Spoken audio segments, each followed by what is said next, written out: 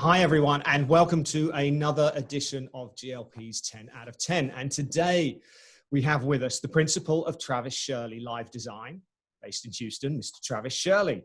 Hello. So based in Houston, Texas, Travis is a young veteran of the production design world, having grown up backstage and at various recording studios.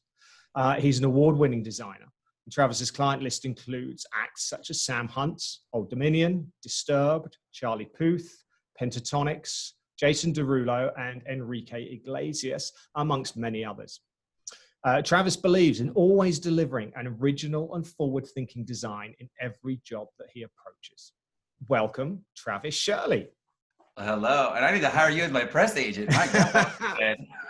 Right, well, I need just that part to take to my website. That was wonderful. Hello, everyone. Thanks for tuning in. Let's kick it off then. So what was your first show as a designer? So first show as a designer was Disturbed, which you mentioned. You know, I think it's important, though, to mention the first show as a lighting director, which, you know, I think kind of gives you your boots and, you know, kind of your mindset of where you need to head as a designer. My first show as a lighting director, I will never forget. I was on tour as the 11th man on a 9-man crew for Van Halen, literally like the bottom of the barrel, which, you know, whatever, it's great. Here I am. So I was on tour with Van Halen, and I working for Bandit and the wonderful Michael Strickland and Mike Golden and those guys. And I got my finger slammed in one of their famous silver cable caddies. And for days and weeks after that loadout, it took me a little while extra to clean up my hand, just because I had bandages. It was broken. It was, you know, it looked really nasty. So I come out of loadout. I'm already the last person out essentially at this point. I mean, given my ranking on the lighting totem pole. But I come out and all of the buses, all the trucks are gone. I got oil spotted in Fargo, North Dakota in the middle of January, wearing a wife beater and basketball shorts. So it was not a pleasant experience. And thank gosh it was a Sunday afternoon. And I remember the now friend of mine, Mark Robbins, a tour manager, was saying, and it was Sunday that we're getting per diem. And he was, you know, I overheard him saying that, you know, the band's airplanes are grounded. They're going to go back to the Marriott. And thank goodness I heard that, because I literally hitchhiked to the Marriott downtown Fargo, called the tour manager. He met me for breakfast the next morning and said, you're that annoying kid that everyone's talking about that wants to be a lighting designer director. I said, absolutely, that's me, you know?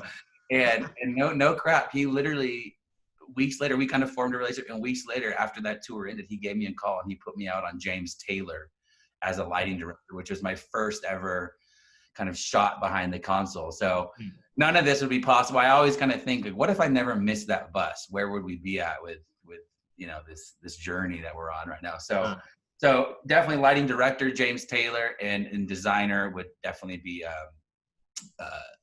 Disturbed. So the next question. So what's over all of your experience, obviously in your shows and your travels and everything, what's the most kind of Spinal Tap moment you've had where everything was we've all done. I've watched a few of these things and I've heard the horror stories, let's just call them that. The one that really comes to mind, it was with Enrique Iglesias. At this point, this was a few years ago, maybe 5, 6, 7 years ago. And he just put out this big, huge new song with another artist. And, you know, it's always tricky. I'm sure the designers who watch this segment can comment. It's always tricky, particularly when your artist has multiple duets. It's always kind of tricky to figure out how do we display those duets in the show. You know, typically the obvious one is to, you know, play a segment of that person singing on the video screen. Yeah. Which is exactly what we did. And, you know, I was up all day with the team, like chopping and editing and cutting the video to make it work directly at the right time. All of this time coding, you know, this clip has to come in exactly at the right time. And so Enrique was going to turn back to the clip and like do this. And, you know, granted, this screen's 90 feet big. I guess there was a minor power outage right before the show started. Okay. And we didn't get a chance, I guess, to maybe relook at the Folsoms, which is like a sizing component. So literally the huge image of this guy's screen couldn't have been bigger than 18 inches by 6 inches on the screen. So it's a full black screen and you can't even see it. You just see this little, and then, like, you know, I'm a losing my mind, as you can imagine. And so I'm like, trying to do this, and you can literally see it like step by step getting like, like bigger and bigger. It was the worst. We made a joke, hindsight, we kind of made a joke that the audio engineer should have like squealed his voice so it sounded like Mickey Mouse. And as it got bigger, it got actually to more his tonality. But that was definitely one of those moments where you just kind of do this. Brilliant. That's a great story. That's awesome. All right, on to the next one. What's the best piece of advice that anyone has ever given you, professionally or otherwise? The advice that I've received from a lot of colleagues and along with family and friends is really just to kind of not to take yourself too seriously and really enjoy life. And I think that holds true for people like myself and a lot of people watching this. I mean, we're all kind of creative and sometimes we get in our head about certain things. And, I think sometimes you can't sweat the small stuff, I mean, obviously you don't get lazy about things, but sure. Sometimes understanding that crap is going to happen, mistakes are going to happen, just like the story we talked about. It's as awful as it is, all you can really do is live and learn from it and not to beat yourself up over it. So I think I would, and again, that's not necessarily by one person. I think I've heard that throughout my life. Right. So, yeah. Next one, professionally, what would you say is your proudest achievement so far? It's always nice to work with artists when you get the phone calls back and you get them back multiple times in multiple years. So again, I don't know if it's necessarily this one particular show I've done or this one tour. So, I don't know if that question is, I don't have a really black and white answer to that. I'm obviously working with Enrique forever. It's been wonderful.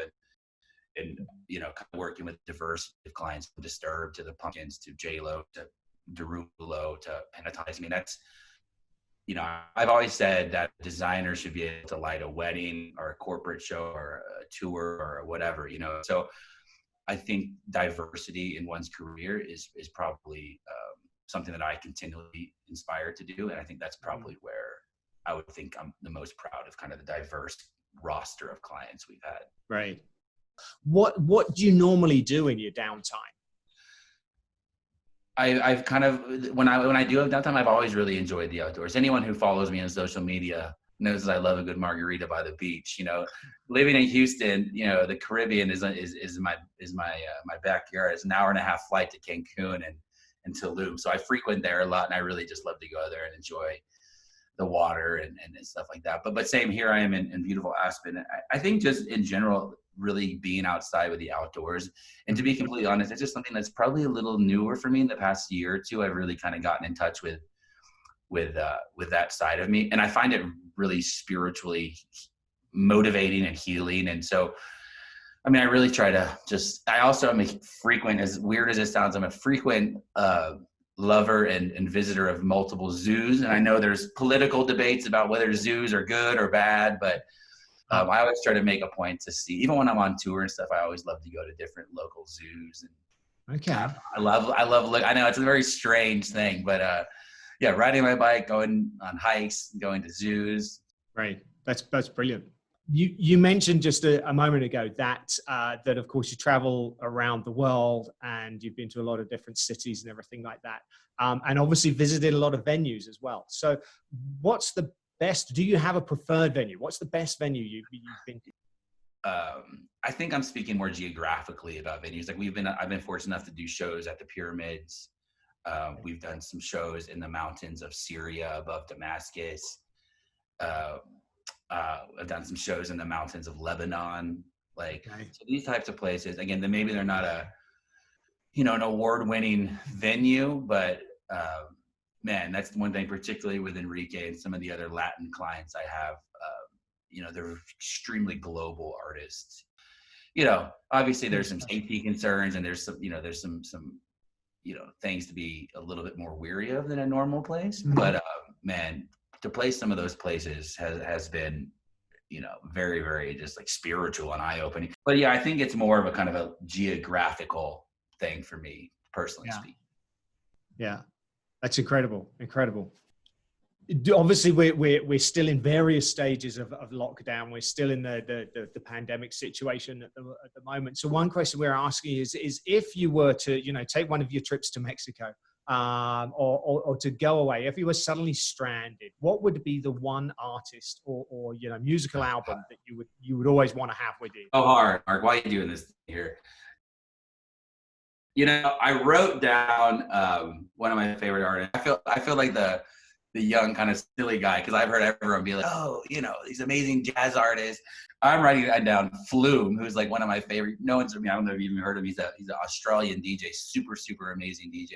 Okay. I'm really into house music, and I think more than a particular artist, it would be more like a Pandora station. So, and I would put like on Flume Radio or Calvin Harris Radio, something along those lines.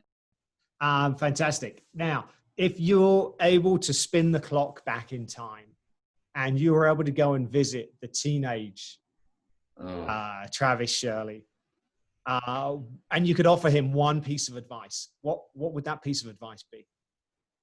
Oh, gosh. Really just kind of relax and enjoy life a little bit more. Like, right.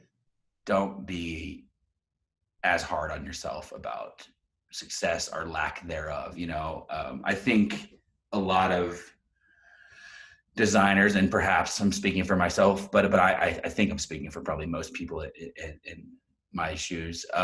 You know, they're particularly as a young designer, you really kind of doubt yourself, question yourself, and you kind of lose. Going back to some of these questions we talked about earlier, you kind of lose focus on having fun and really why we're doing what we're doing. I mean, obviously it's a business, but we love it. So don't lose track of like loving it. I think it's super important to kind of, you know, and that's something as I've gotten older, I wish I had installed in myself, even as a high school student or something, even prior to the career that I've started.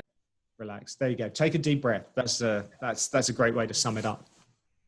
Okay, so question number 9 is, if you were able to sit down for a cup of coffee or, you know, a glass of tequila with one person, living or dead, at all, who would that be?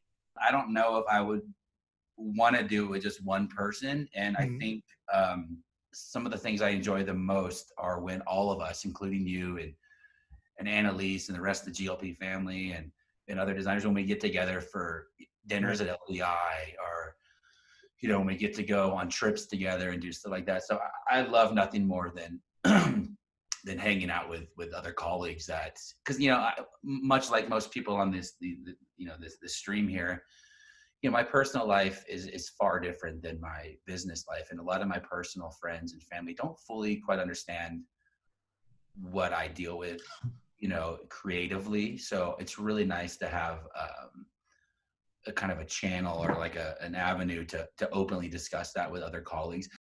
So I definitely would think, I wrote a colleague dinner. So I think that's super important for me. That's where I would choose to kind of spend some of that time, because I don't get to do that very often in my personal life, you know. Yeah, that's nice. That's a great thought. That's nobody's answered the question in that way until now. So that's fantastic. And here we are. We now get on to our last question. Yeah. Which is sport. Here we go. Sport. Yeah. There's always one on sport, right? In a moment, the US Olympic team is going to give you a call, and they're going to call you up to compete. And now it could be for either the summer games or the winter games. But the question is, what's the sport that they're going to call you up for? What do you always want to call me? But let's say they accidentally made a phone call to me. As humbling as it is sometimes when we have kind of outsiders of our career asking questions about what we do, it can get a little exhausting at times. You know, what do you do? And then, you know, one person at a party, oh, this is my friend, he works for so-and-so, so-and-so. And so I've kind of made a joke of it. So I tell people I'm a professional bowler a lot. And I've made it all up. It sounds so legit. I'm like, oh yeah, I'm on the national Brunswick team, blah, blah, blah, which I think Brunswick is like a famous bowling. I don't even fully know. Right. So I would say bowling. I don't even know if that's an Olympic sport, but just for those few people that are going to watch this who only watch question 10, yeah, bowling for sure. Oh, bowling, right. There we go. Fantastic. All right, bowling. We'll take that as your answer. Travis, thank you so much for finding some time for us, obviously, whilst you're trying to get away. up there in beautiful Aspen. It's really appreciated. Your answers have been fantastic. It's been a brilliant conversation. Yeah, guys, it's great to connect with you and the followers, and everyone just needs to enjoy what we have right now. It may not be a perfect year, but it is what it is. So let's try to make the best of it. Yeah. Stay safe. Stay well. Yeah, you too. Hopefully we'll catch up sooner than later. And to everyone out there, stay safe, and hopefully we'll all work together soon. Let's hope so. All right. Thanks again, Travis. Take care. Bye.